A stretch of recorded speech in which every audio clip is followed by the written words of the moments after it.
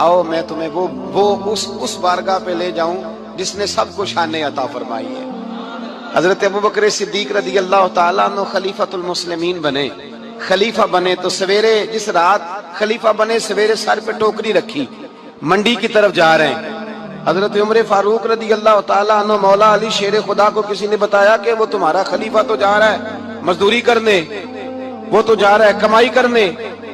हजरत अली शेर खुदा मौला कायनात जनाब फारूक आजम दोनों ने रस्ते में रोका। अबू बकर कहाँ जा रहे हो? फरमाने लगे काम करने जा रहा हूँ, मजदूरी करूंगा, मंडी में जाऊंगा, तिजारत करता था उसको जारी रखूंगा, बच्चों का पेट भी तो पालना है।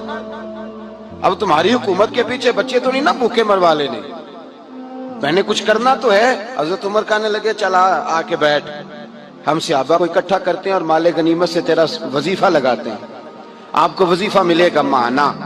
तो आप बैठ करके मस्जिद में तो ड्यूटी करें। बैठ गए, मुशावरत हुई तो हज़रत अबू बकर सिद्दीक रज़ी अल्लाह तआला अन्हु से पूछने लगे जनाब बतलाइए आपका कितना वजीफा लगाया जाए। तो हज़रत अबू बकर सिद्दीक फरमाने लगे उतना लगा दो जितनी एक मजदूर की तनख्वाह होती है। तो एक सहाबी बोल के बड़े मीठे और धीमे लहजे में कहने लगे अबू बकर अगर तेरा गुजारा ना हुआ तो, अगर तेरा गुजारा ना हुआ तो अबू बकर सिद्दीक फरमाने लगे अगर मेरा गुजारा ना हुआ तो मैं मजदूरों की तनख्वाह में इजाफा कर दूंगा, अगर मजदूरों के घर जलने लगेंगे तो मेरा भी चलेगा, मैं उनकी तनख्वाहें बढ़ाऊंगा सिर्फ अपनी। तो मजदूर के हुकूक का तायुन किया। सबसे पहले तो मेरे नबी पाक अलैहिस्सलाम ने मना फरमाया, फरमाया जिसको मजदूरी पर रखो पहले उसके साथ उजरत तय करो। हुजूर सल्लल्लाहु अलैहि वसल्लम ने फरमाया जब तक उजरत वाज़े ना हो जाओ किसी को काम पर, जब तक उजरत वाज़े ना हो जाए, मुकम्मल ना हो जाए कि क्या देना है तय करें। क्या लोगे जो जनाब दे देंगे ले लूंगा, शरीयत इसको पसंद नहीं करती, महबूब नहीं रखती। पहले उसके साथ पहला हक मजदूर को ये दिया कि उसकी उजरत पहले, बोलिए उजरत पहले उजरत तय होगी, ये पहला हक है। और मजदूर का दूसरा हक क्या बयान किया मेरे नबी पाक ने? फरमाया जब, और ये ऐसी आला बात है कि जितने हुकूक लिखने वाले हैं ना, जितने बैनुल अक़वामी सतह पर इंसानी हुकूक का चार्टर बनाने वाले हैं, वो कहते हैं कि ये ऐसा नुक्ता हुजूर ने बयान कर दिया है कि इससे आगे को बढ़ ही नहीं सकता। ये ऐसी बात है कि जिसकी शरह भी कोई नहीं कर सकता। मेरे हबीब करीम अलैहिस्सलातु सलाम ने फरमाया पहले तय करो, और क्या खूबसूरत लफ्ज है, कानून बना दिया। फरमाया जब मजदूर मजदूरी कर ले तो उसका पसीना खुश्क होने से पहले पहले उसे अदा कर देना, उसका पसीना खुश्क होने से पहले उसे उसकी मजदूरी दे दो। एक सहाबी अपने खादिम गुलाम को मार रहे थे तो मेरे नबी पाक तशरीफ लाए। फरमाया क्यों इसे मार रहा है? हुजूर गलतियां बड़ी करता है। तो नबी पाक ने फरमाया जितना तुझे इस पर इख्तियार है ना, उससे कहीं बढ़कर मेरे रब को तेरे ऊपर बड़ा इख्तियार है। कहा हुजूर ये बड़ी गलती करता है, मैं आखिर कितना माफ करूं? तो हुजूर ने फरमाया उतना माफ कर जितना मेरा रब तुझे माफ फरमाता है। पता है तेरी सुबह से लेकर शाम तक कितनी कोताहियां हैं। दरगुजर का हुक्म दिया, पहला हक ये दिया मजदूरी तय करो, दूसरा हक ये दिया पसीना खुश्क होने से पहले अदा करो, तीसरा हक ये दिया कि उससे दरगुजर करो, गलती हो जाए तो दरगुजर करो। तो या रसूल अल्लाह मजदूरी कितनी दें? मेरे नबी पाक बुखारी मुस्लिम हुजूर सैयद आलम सल्लल्लाहु अलैहि वसल्लम ने फरमाया मजदूर का हक बयान किया नबी पाक ने, और एक बात इरशाद फरमाई तो उसके अंदर कई पहलू, एक हदीस में कई पहलू बयान फरमाए। हबीब पाक ने फरमाया जैसा तुम खाते हो वैसा ही उसे, भाई बस खत्म हो गई बात। इतनी बड़ी बात कर दी सरकार ने। कभी देखा है आपने कि मजदूर को ऐसे खिलाया जा रहा हो जैसा मालिक खा रहे हैं? हुजूर ने फरमाया भाई मजदूरों का हक ये है कि जैसा तुमने खाना है वैसा उसे खिलाना है, और फरमाया जैसा तुमने पहनना है वैसा उसे पहनाना है। और फिर मेरे हबीब करीम अलैहिस्सलातु सलाम ने इरशाद फरमाया उसकी हिम्मत से बढ़कर तुम उस पर बोझ नहीं डाल सकते, जितना काम वो कर नहीं सकता उतना तुम उसे दे नहीं सकते। और फरमाया अगर उतना काम देना है जो उसकी हिम्मत से ज्यादा है तो मैं उसके मालिक को कहता हूं वो भी उठ के मजदूर के साथ काम पे लग जाए, उठे उसके साथ काम में शरीक हो जाए। मजदूरी का भी तायुन फरमाया, और फिर उसको काम किस मिकदार का देना है। मजदूर को किस कदर ज्यादा उस पर बोझ डाला जाएगा, ये भी मुस्तफा करीम ने बयान फरमाया। फरमाया जो ला युकल्लिफुल्लाहु नफ्सन इल्ला वुसअहा, अल्लाह भी तुम पर वो बोझ नहीं डालता जो तुम उठा नहीं सकते। तो किसी मजदूर को तुम ऐसा काम नहीं बताओगे। हजरत उस्मान गनी रदी अल्लाह तआला अन्हु एक दिन हजरत उमर फारूक से कहने लगे, उमर बस कर दे यार, तेरे बाद भी तो लोगों ने खलीफा बनना है, कैसे कोई तेरे रास्ते पे चलेगा। तो हजरत उस्मान गनी से जनाब उमर कहने लगे क्या हो गया। आप फरमाने लगे कल मैं देख रहा था कि लोग बाग में मजदूरी कर रहे थे और आप अमीरुल मोमिनीन होके उनका हाथ बटा रहे थे, हाथ बटा रहे थे। तो हजरत उमर कहने लगे बूढ़े थे, बीमार थे, मजदूरी कर रहे थे तो पसीना बह रहा था, क्या हो गया अगर थोड़ा सा मैंने साथ दे दिया। हजरत जनाब सैयदना फारूक आजम ये लफ्ज कहते हुए रो पड़े। आप फरमाने लगे मैं किसी बादशाह का शहजादा नहीं, मैं भी उसी बाप का बेटा हूं जो ऊंट चरा के गुजारा किया करता था।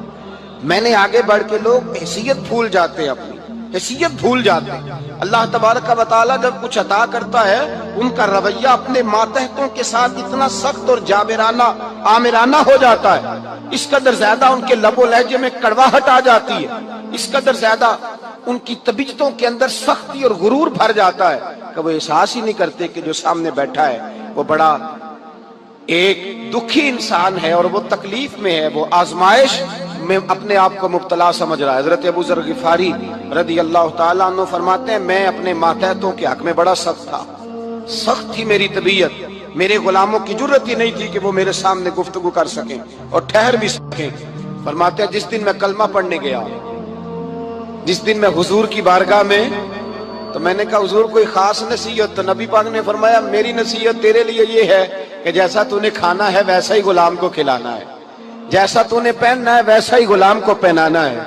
हजरत अबू ज़र कहते हैं जो मेरे अंदर कमी थी वही मेरे नबी ने नसीहत कर दी, जो मेरे अंदर कोताही थी वही गैब जानने वाले रसूल ने बतला दी। फरमाते मैं घर गया, जब मैं जाता था तो मुलाजिमों का सांस खुश्क हो जाता था, वो कांपने हाँपने लगते थे कि जाने अब ये क्या करेगा।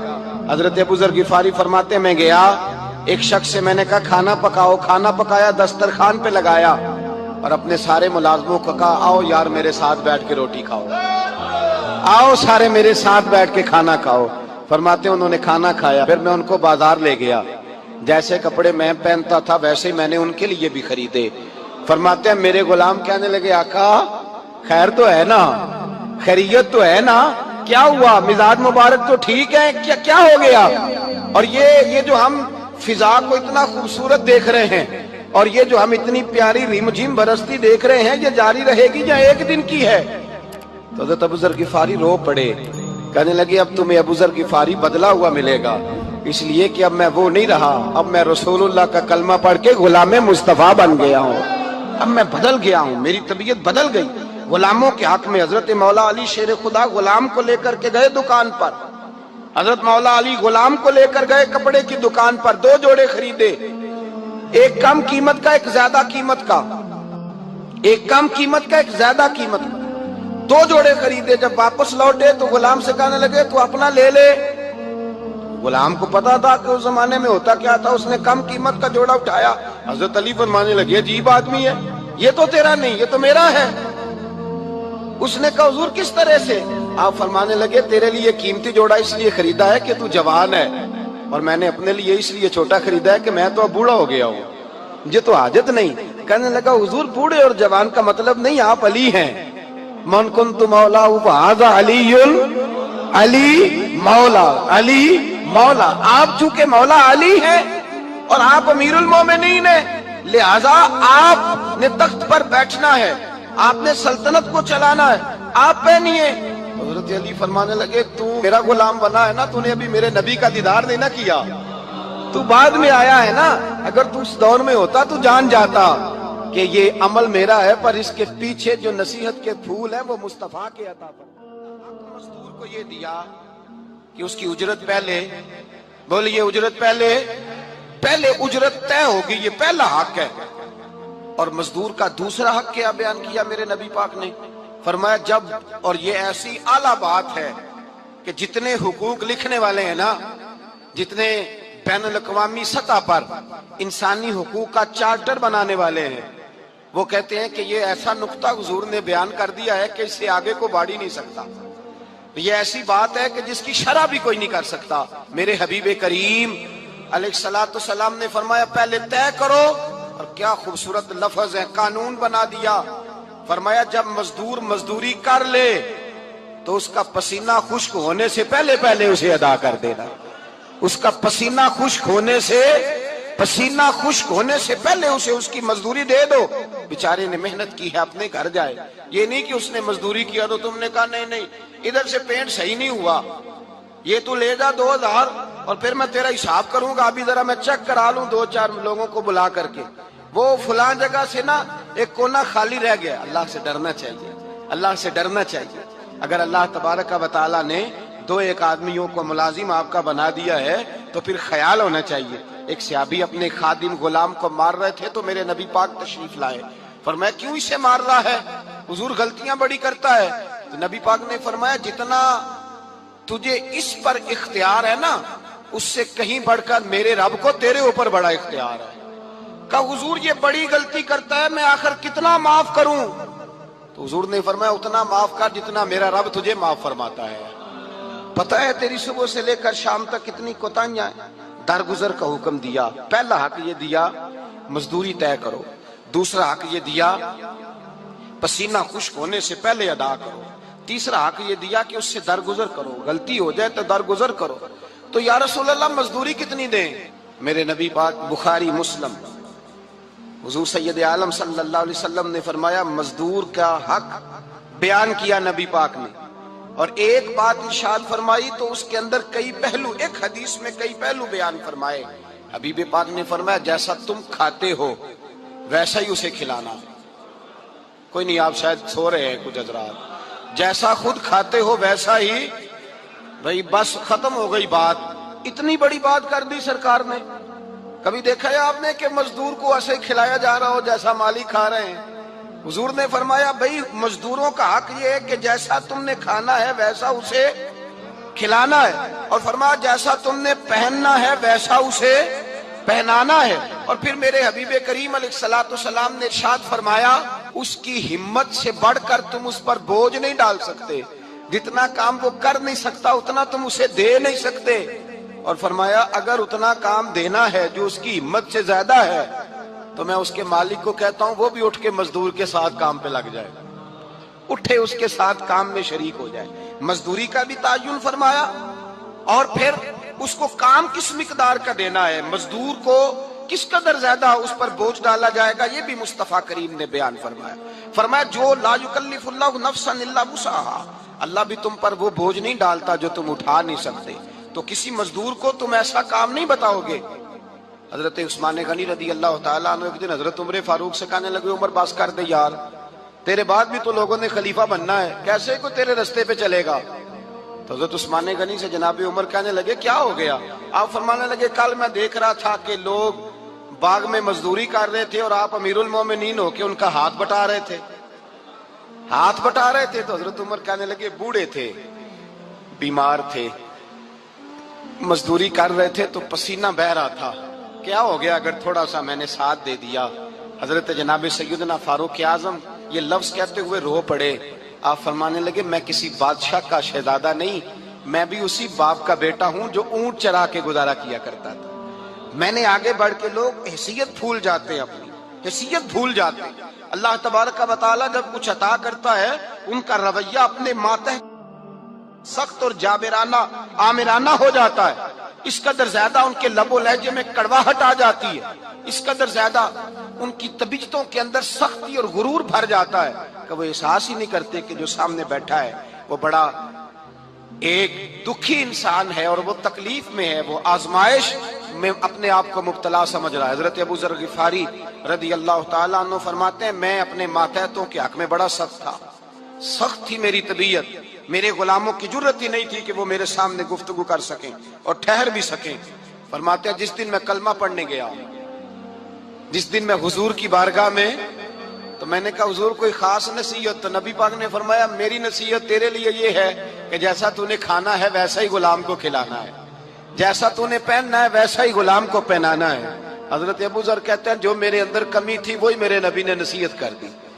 جو میرے اندر کوتاہی تھی وہی غیب جاننے والے رسول نے بتلا دی. فرماتے میں گھر گیا, جب میں جاتا تھا تو ملازموں کا سانس خشک ہو جاتا تھا, وہ کانپنے ہانپنے لگتے تھے کہ جانے اب یہ کیا کرے گا.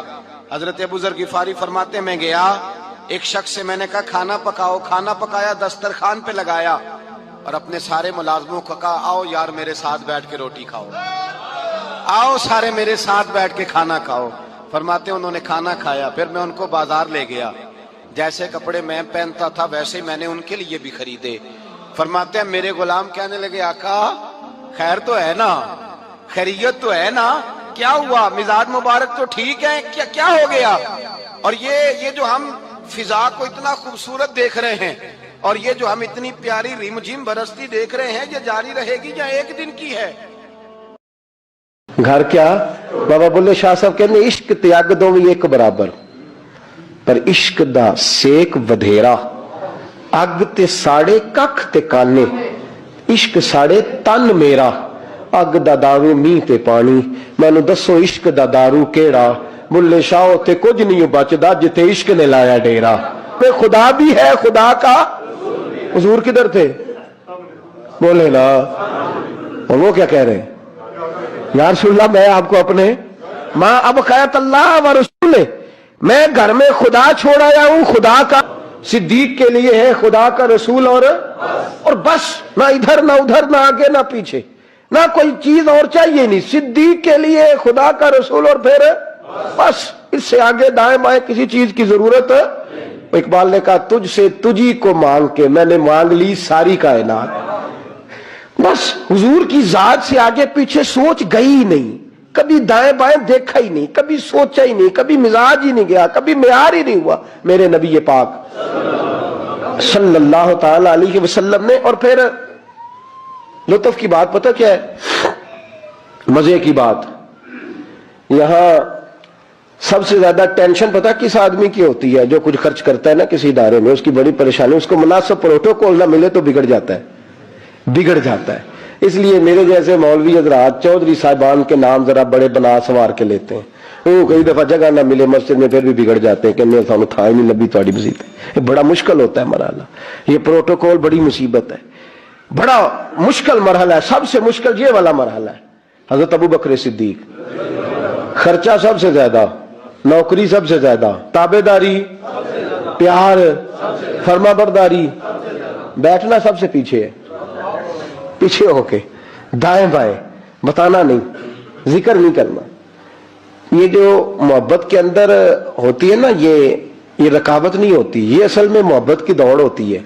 یہ حضرت عمر کہہ رہے ہیں نا, میں نے کہا تو آگے گزر کے تو دکھا, یہ محبت کی, بھائی ایک محبوب کے زیادہ محب ہو تو ان کے اندر اس کو دعوت نہیں کہتے, سمجھیے گا بات, یہ بھی محبت کی. فاستبقوا الخیرات, اللہ خود کہتے ہیں آگے بڑھو ایک دوسرے سے. حضرت سیدنا عمر فاروق فرماتے ہیں ساری زندگی میں نے یہ کوشش کی کہ ابو بکر سے آگے گزر جاؤں, لیکن میں اس نے گزرنے نہیں دیا.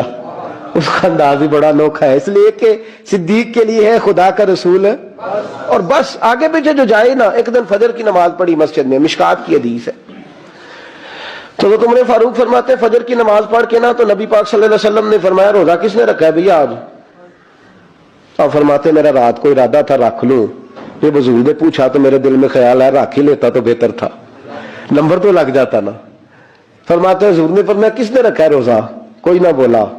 تو سرکار نے فرمایا جو صرف اس لیے چپ ہے نا کہ دوسروں کو پتہ نہ چل جائے, وہ میں کہہ رہا ہوں ان سے بولے. حضرت صدیق اکبر نے ہاتھ کھڑا کیا, عرض کی سونے تیری موج ہے نا, چپ رہنے کا حکم بھی تو ہی دیتا ہے اور بتانے کا حکم بھی, حضور رکھا ہوا ہے روزہ. حضرت سیدنا عمر فاروق کہتے ہیں میں نے بڑا گور کے دیکھا, میں نے کہا لنگن نہیں دیندہ بھائی, اگے حد ہو گئی ہے.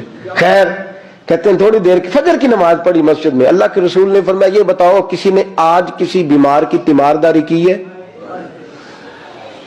آج ٹائم کیا ہے بولے سارے بولیے, فجر کی وقت کسی نے تیمارداری کی ہے؟ تو حضرت عمر کہتے ہیں سارے چپ تھے, میں بول پڑا, میں نے کہا حضور ابھی تو فجر ہوئی ہے, بس سے جائیں گے تو تیمارداری بھی کر لیں گے.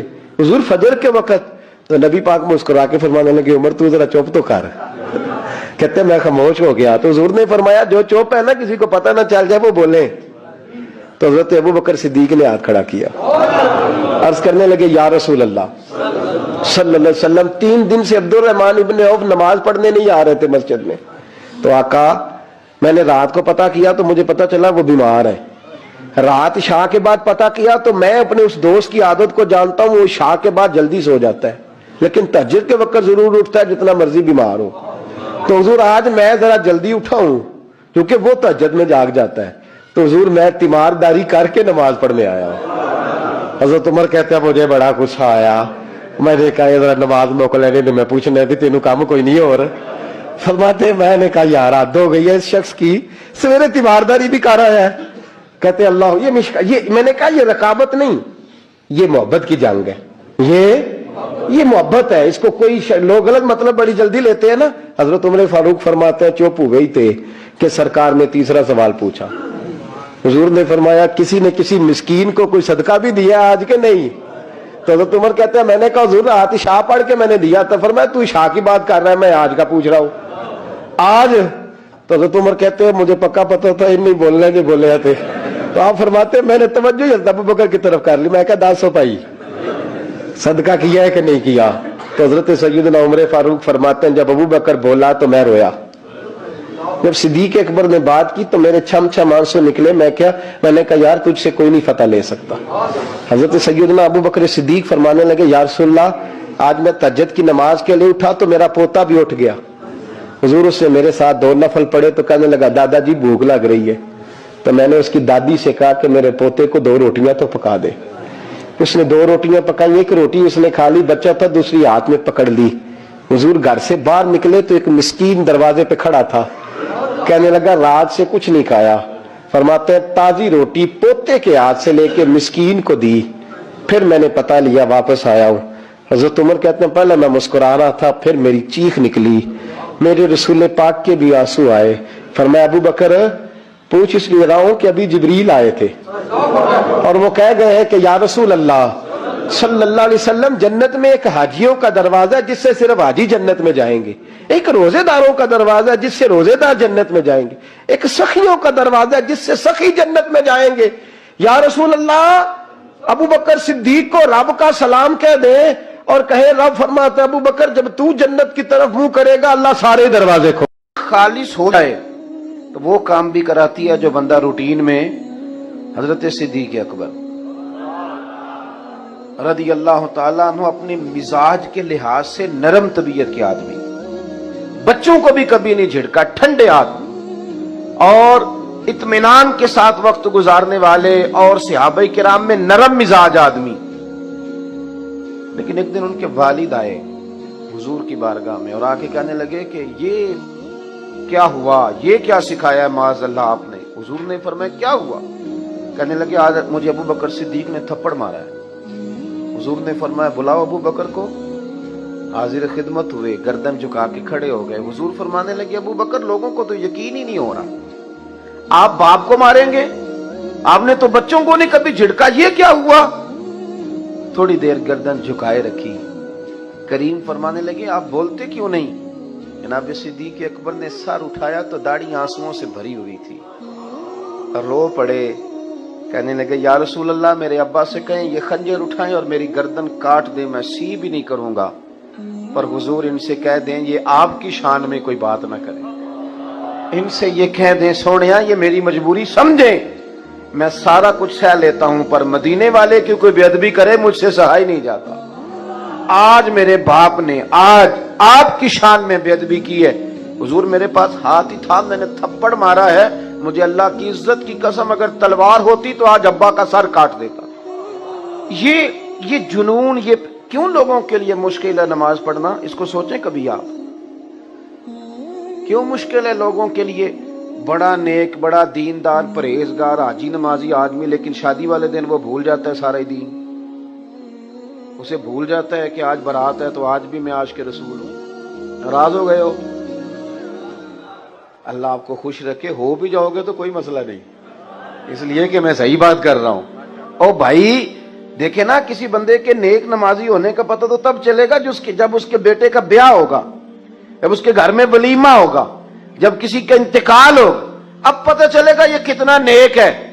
محفل میلاد میں تو میری طرح سارے نیک ہوتے ہیں.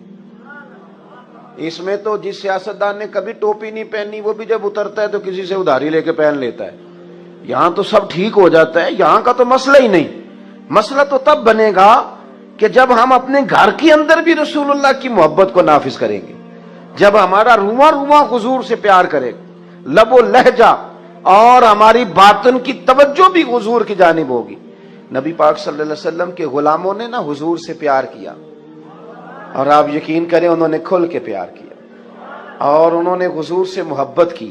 اور کمال دیکھو, ایک بات یاد رکھنا, بغیر محبت رسول کے بھی بہت سارے لوگ ہیں جو دعویٰ کرتے ہیں کہ میں قرآن و سنت جانتا ہوں, میں پڑھتا ہوں, کہتے ہیں میں محبت کرتا ہوں تو تبھی تو مسجد آتا ہوں. لیکن یاد رکھنا, کچھ مہمان ان سے بندہ ملنے جاتا ہے تو میں اکثر دوستوں سے کہتا ہوں کہ دو قسم کی شادیوں پہ ہم جاتے ہیں. ایک وہ شادی پہ جاتے ہیں جس پہ ابا بھیجتا ہے کہ جا بیٹے شریکے کی شادی ہے. بیٹا کہتا میرا نہیں دل کرتا شریکہ, میں نے نہیں جانا. کہتے چلا جا. تو وہ جاتا ہے پر این ٹائم پہ اور آ جاتا ہے. اور ایک رشتہ داری بھی کوئی نہیں, تعلق بھی کوئی نہیں, پر پیار بڑا گہرا ہے, کلاس فیلو ہے, محبت بڑی ہے. وہاں ٹائم کے ٹائم نہیں جاتا, وہاں وہ جاتا ہے برات سے 2 دن پہلے.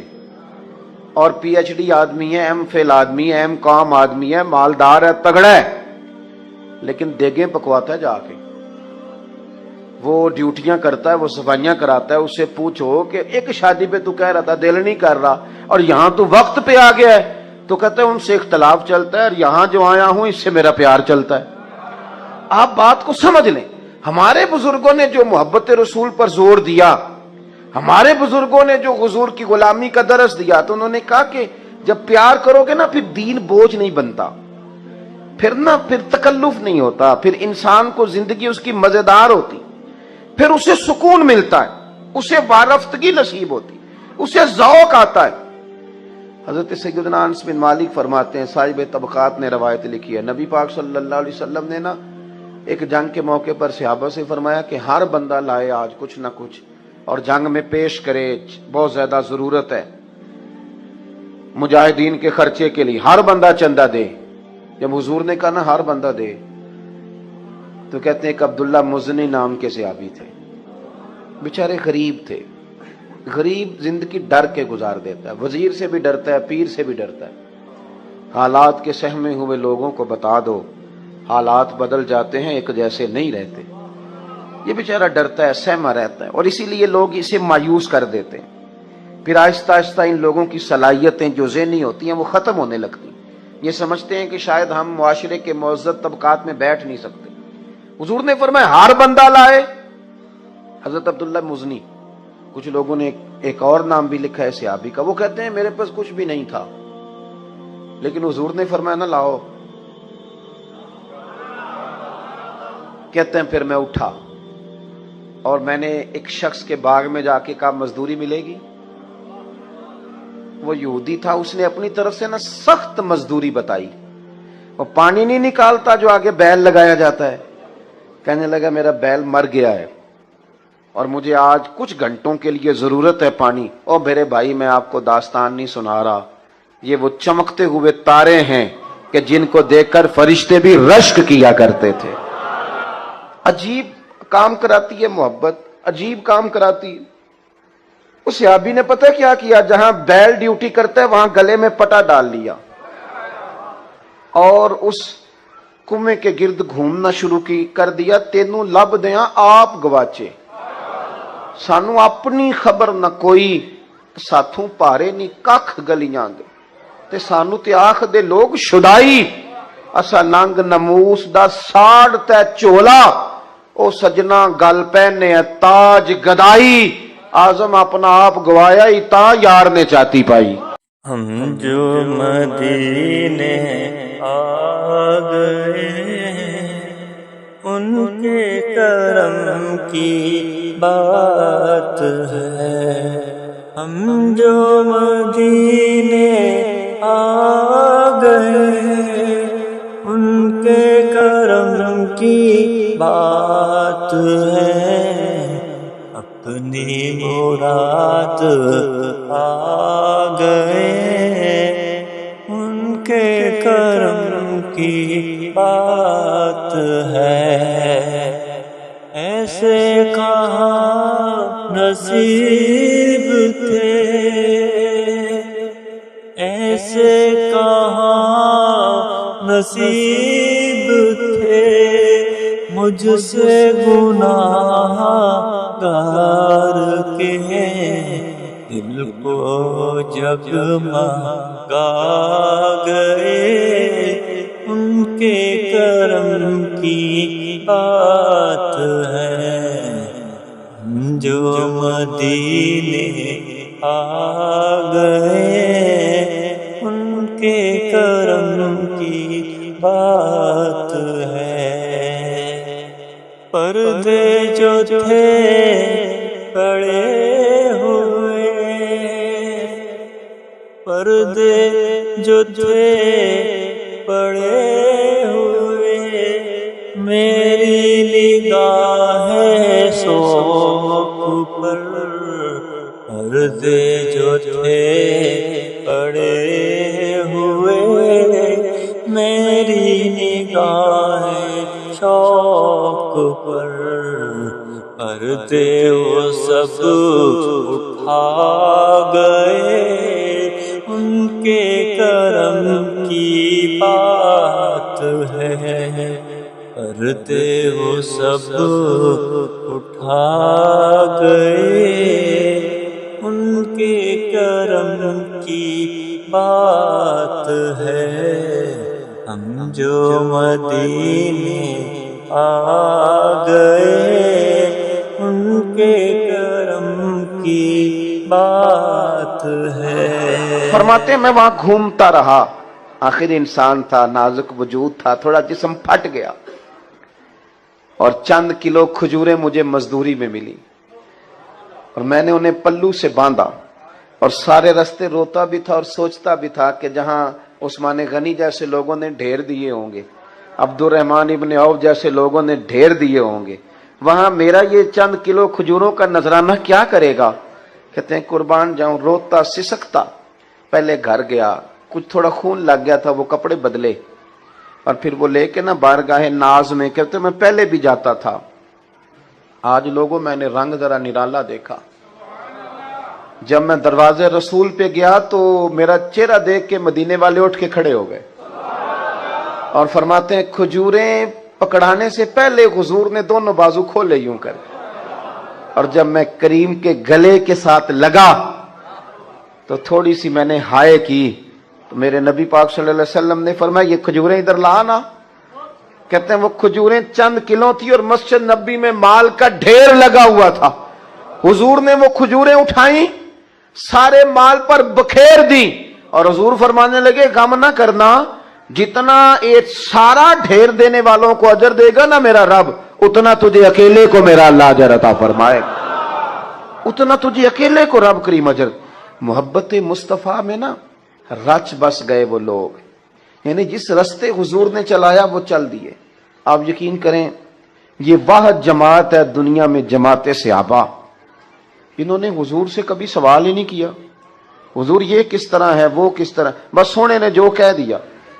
آج میرا مسلمانوں سے کچھ گفتگو کرنے کا کئی دفعہ ہمارا آپس میں موقع بنتا ہے تو میں بڑی بڑی عجیب باتیں سنتا ہوں، لوگ پوچھتے ہیں کہ سود حرام کرنے کی ویسے حکمت کیا ہے؟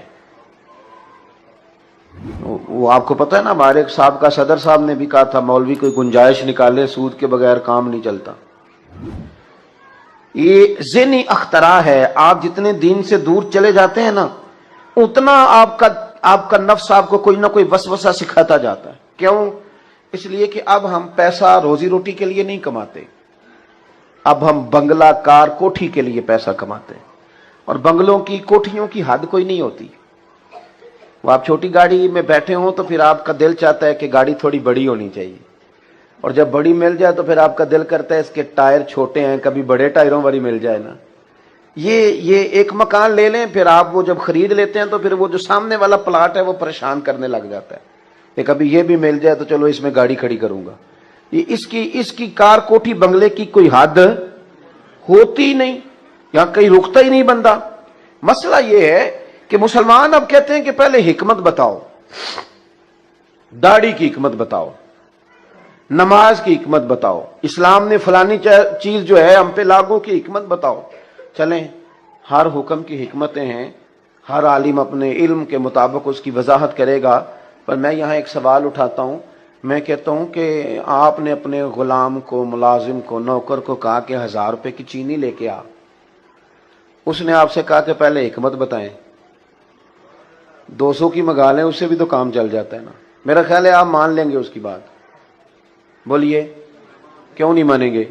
آپ کہیں گے غلام ہو کے تو کہانیاں سناتا ہے، تو نا جس کام کے پیسے لیتا ہے وہ ہے بات ماننا۔ یہ 1000 روپیہ لے اور جا کے نا وہاں سے چینی لے کے آ، کہانی نہ سنا۔ جو غلام ہوتے ہیں وہ غلامی کرتے ہیں، وہ حکمت نہیں پوچھتے، دلیل نہیں پوچھتے، غلام جو ہو گئے۔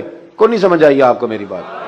او بھائی، غلام غلامی کرتے ہیں، وہ حکمتیں ان کا کام ہے کہ جو کہہ دیا۔ حضرت امام احمد بن حنبل رحمۃ اللہ علیہ فرماتے میں بازار سے غلام خرید کے لایا، پر میں کوئی اللہ کا بندہ ہی لے آیا۔ ایک سبق حضور نے بہت زیادہ دیا ہے، اور وہ یہ ہے کہ نیکیوں کے خزانے میں روز کچھ جمع کیا کرو۔ کس خزانے میں؟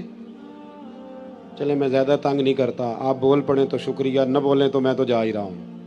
کس خزانے میں جمع کرنا ہے جی؟ اللہ آپ کو جزائے خیر دے۔ جس طرح ہمیں پتہ ہوتا ہے نا میرا مکان کتنے کا ہے، ہمیں پتہ ہوتا ہے میرا موبائل کتنے کا ہے، پتہ ہوتا ہے کہ میرے بینک میں پیسے کتنے ہیں۔ کیوں جی؟ پتہ ہوتا ہے نا، خبر ہوتی ہے ساری کہ اب میں کتنے میں ہوں، اب میں کتنے، پتہ ہوتا ہے نا۔ اسی طرح نا ہمیں یہ بھی پتہ ہوتا ہے کہ میرے پاس نیکیاں کتنی ہیں، ہمیں پتہ ہوتا ہے۔ ہم ذکر کریں نہ کریں، بات کریں، ہمیں خبر ہوتی ہے۔ لیکن پیسے کم پڑ جائیں تو بڑھانے کے لیے صبح محنت شروع کر دیتے ہیں۔ نیکیوں کے خزانے میں کوئی شے نہیں، اس کے لیے صرف عاجزی کرتے ہیں، کہتے ہیں میرے پلے نیکی کوئی نہیں، تے نیکی کوئی نہیں تے نیکی کار، عاجزی کر رہا ہے جی، بڑا گناہگار ہاں تے نیکو کار ہو، اس لیے کہ حضور نیک بنانے آئے ہیں۔ نیکی نہیں تو میاں نیکی کر، نیکیوں کے خزانے میں روز کچھ جمع کر، کچھ پروگرام بنا۔ صحاح میں حدیث ہے، حضرت جناب سیدنا ابو بکر صدیق رضی اللہ تعالیٰ عنہ، حضرت عمر فاروق، حضرت عبد الرحمن ابن عوف، تمام صحابہ کہتے ہیں فجر کی نماز حضور کے پیچھے پڑھی۔ کون سی نماز جی؟ بول کے بتائیے۔ چلو میں دعا کرنے لگا ہوں، آپ آمین کہنا۔ آج سویرے اللہ ہم سب کو فجر با جماعت عطا فرمائے۔ یار آمین تے آگ سڑو، ابھی تو دعا مانگی ہے، قسم تھوڑی اٹھوائی ہے۔ اللہ ہمیں فجر، دیکھ لیں آپ آمین کہنے میں بھی مسکرا ہی رہے ہیں، یعنی اس میں بھی پکا ارادہ نہیں۔ اللہ، میرے پاس ایک بندہ آیا، کہنے لگا پیر صاحب دعا کرو اللہ میں پیسے دے، میں وہ رستے دیاں گا۔ میں کہ یا اللہ انہوں 10 کروڑ دے، 9.5 کروڑ تیرے رستے دے چھڑے گا۔ وہ چپ کر گیا، جی میں تسی نہیں کر گئے سارے۔ میں کہ اللہ انہوں دے 10 کروڑ، 9.5 کروڑ، اندر نہیں جی ٹھیک ہے۔ میں کہ تم کوئی نہیں دینے، سمجھ لگ گئی من تیری۔ یعنی دعاؤں میں بھی ہم وہ کام کرنے کا ارادہ کرتے۔ تھوڑی توجہ کریں، میں بات سمیٹنے والا ہوں۔ کہتے ہیں صحابہ کرام کہ ہم نے حضور کے پیچھے نماز پڑھی تو فجر کی نماز کے بعد ہی نبی کریم علیہ السلام نے سوال پوچھا۔ محبوب کریم علیہ السلام فرمانے لگے کہ بتاؤ بھائی، آج کسی بندے نے روزہ رکھا ہے؟ آج کسی نے روزہ رکھا ہے فجر کی نماز پڑھ کے؟ تو حضرت عمر فاروق فرمانے لگے میرے دل میں ارادہ تھا رات کو روزہ رکھنے کا، پر میں رکھ نہیں سکا تھا۔ توجہ ہے نا میری بات پر؟ میں رکھ نہیں سکا تھا۔ جب حضور نے پوچھا نہ رکھا ہے دوسری دفعہ، تو کہتے ہیں اور تو کوئی نہ بولا، جناب صدیق اکبر بولے۔ عرض کرنے لگے حضور اگر آپ حکم نہ دیتے تو میں نہ بتاتا الحمدللہ میں نے روزہ رکھا ہے۔ حضور علیہ السلام نے فرمایا فوراً، فرمایا بھائی کیا تم میں سے کسی نے کسی بیمار کی تیمارداری کی ہے؟ تو حضرت عمر بولے، عرض کرنے لگے حضور ابھی تو فجر پڑی ہے، گھر جائیں گے تو تیمارداری کریں گے نا۔ تو محبوب نے دوبارہ پوچھا، فرمایا چلو بتاؤ یار کسی نے تیمارداری کی ہے؟ تو حضرت صدیق اکبر بولے فجر پڑھنے آئے۔ کہا حضور میں نے کی ہے۔ حضور نے فرمایا کس طرح بتاؤ؟ عرض کی حضور 2-3 دن سے حضرت عبد الرحمن ابن عوف نماز پڑھنے نہیں آ رہے تھے، میں نے رات کو پتہ کیا تو پتہ چلا بیمار ہیں۔ مجھے پتہ ہے کہ رات کو وہ جلدی سو جاتے ہیں پر وہ تہجد میں ضرور اٹھتے ہیں، تو یا رسول اللہ میں ذرا جلدی اٹھا تھا تو فجر پڑھنے سے پہلے تیمارداری کر کے آیا ہوں۔ حضرت عمر کہتے ہیں میں حیران ہی رہ گیا यार ये बंदा किसी और को भी कभी आगे गुजरने देगा। फरमाते हैं हुजूर ने तीसरा सवाल पूछा, बताओ किसी ने किसी मिस्कीन को खाना दिया है? तो हज़रत उमर कहते हैं मैं फिर बोला, हुजूर अभी तो दिन चढ़ा है, फजर पड़ी है, बाहर निकलेंगे तो किसी मिस्कीन को देंगे। तो हुजूर मुस्कुराए, फरमाया उमर तू जरा चुप नहीं करता? तो हजरत उमर कहते हैं मैं फिर समझ ही गया कि बोलना किसने है। हजरत सिद्दीक अकबर बोले, अर्ज करने लगे, या रसूल अल्लाह अगर आप हुक्म ना देते तो मैं ना बताता, मेरे हिस्से में ये अल्लाह ताला ने नेकी अता फरमाई है फजर से पहले। वो किस तरह? अर्ज की हुजूर नमाज के लिए उठा हूं तो मेरा पोता भी उठ गया था। हुजूर मैं नमाज सुन्नत अदा करने लगा या नफल पढ़ने लगा तो उसने अपनी अम्मा से रोटी का मुतालबा कर लिया, तो उसकी अम्मा ने 2 रोटियां बना दी। तो हुजूर एक रोटी उसने खाई तो एक उसके हाथ में थी। मैं दरवाजे पे निकला हूं तो सामने एक भिखारी खड़ा था और कहने लगा, है मदीने वालों रात का भूखा हूं। कहते मैंने उसी वक्त अपने पोते से वो रोटी लेके उस मिस्कीन को दे दी। ऐ मदीने वाले हबीब अगर आप हुक्म न देते तो न बताता, मैं ना फजर पढ़ने से पहले मिस्कीन को खाना दे के आया हूँ। यहाँ तक तो लफ्ज़ मिशकात में भी हैं, लेकिन अगले दुर्रे मंसूर में इमाम सयूती ने लिखे हैं, मेरे रसूल करीम फरमाने लगे, अबू बकर जन्नतियों की 360 अलामतें हैं, किसी में एक भी पाए जाए तो वो जन्नती है, लेकिन अल्लाह का फजल है मेरे अबू बकर में सारी पाई जाती हैं, मेरे सिद्दीक में सारी पाई जाती हैं। हमें देखना चाहिए। आज सारा दिन गुजर गया ना जी, 11-12 बजने को हैं। 1 मिनट के लिए सिर्फ सोचना है कि सुबह फजर से लेकर अब तक नेकियों के खजाने में कुछ है जमा हुई कि नहीं हुई। कोई तस्बीह दरूद पाक की। हमारे यहाँ तो जो मस्जिद के हुजरे में बैठ के तनकीद कर रहा होता है ना, मौलवियों पे, पीरों पे, जमातों पे, महफिलों पे, मस्जिद के हुजरे में बहुत बड़ा तज्जिया निगार जो उधेड़ पुधेड़ के रख रहा होता है सबकी माज़अल्लाह शख्सियात को, उस बंदे को आप सुबह 1.5 घंटे से बैठा बहस कर रहा है, उसको तस्बीह देना कि 3 तस्बीह दुरूद शरीफ की पढ़ो, उसे काम याद आ जाता है, साथ उठ के निकल जाता है। बहस करना आसान और अमल करना मुश्किल हो गया, क्योंकि हमें जायका वहाँ मिलता है। खुदा रा वापस लौटे। एक बात तो मैंने आपकी खिदमत में ये अर्ज की कि भरोसा हमेशा अल्लाह रसूल पे, नवाबों पे, सेठों पे, दुनियादारों से भरोसा थोड़ा पीछे करें, निकलें थोड़ा सा। गरीबी नाज करने वाली चीज़ है, ये मायूस होने वाली चीज़ नहीं, अगर इसकी लज्जत को आप समझे तो। और दूसरी बात आपकी खिदमत में ये अर्ज की, दुनिया आर्जी है तो इसको आर्जी ही समझें, आगे के लिए भी देखें कि हमारे पास क्या है। और तीसरी बात, हमें पता है कि हमारे पास दुनिया का माल कितना है, तो ये भी पता होना चाहिए। मेरे जैसे बंदे को भी पता होना चाहिए कि उसने कितनी तकरीरें इसलिए की हैं कि लोग उसे जाने, उसके मुरीद बने, उसके पीछे भागें, और कितनी तकरीरें उसने इसलिए की हैं कि अल्लाह रसूल राज़ी हो जाए। उसे पता होना चाहिए। हमें खबर होती है, हमारे पास सारी वोकेबलरी मौजूद है, सारी हमारी हिस्ट्री हम जानते हैं कि कहाँ हमने खैर की है, कहाँ हमने दिखावा किया है, कहाँ हमारी नीयत क्या थी, कहाँ हमारा इरादा क्या था। ये वो तरबियत है जो इंसान को पाक करती है, ये वो तालीमात हैं जो मेरे और आपके रसूल ने हमें अता फरमाई हैं। अपनी मजबूरी के सबब मैंने पहले गुजारिश की बात करने की, इन्हीं लफ्ज़ों पे छुट्टी लूँगा। महफिल ना मेरे नाम की है ना किसी और के नाम की है, ये रसूलुल्लाह के नाम की है। हम शख्सियात के कायल नहीं, नज़रियात के कायल हैं। मुझसे पहले यहाँ पता नहीं कितने लोग आए, तकरीरें करके गए, हमारे बाद दुनिया में खिताब होते रहेंगे। ये आप शख्सियात पर इसको मौकूफ़ करना छोड़ दें, ये नज़रियात पर आप इसको मौकूफ़ रखें। आपकी अपने महल्ले की मस्जिद का इमाम भी जब जुमा पढ़ाने मिंबर पर बैठ जाए तो फ़ौरन उसके सामने बैठे और सुने वो क्या कह रहा है। निकल आएँ आप इन चीज़ों से कि कानों की लज्जत लेनी है और जायका लेना है। महफिल में बैठिएगा, इसको सुनिएगा, इसलिए कि ये मुस्तफ़ा करीम के नाम की महफिल है। और तनकीद से बालातर होके उसने अखलास के साथ इस महफिल को आप मुलाज़ा फरमाइए, किसी को मजबूरी ना हो।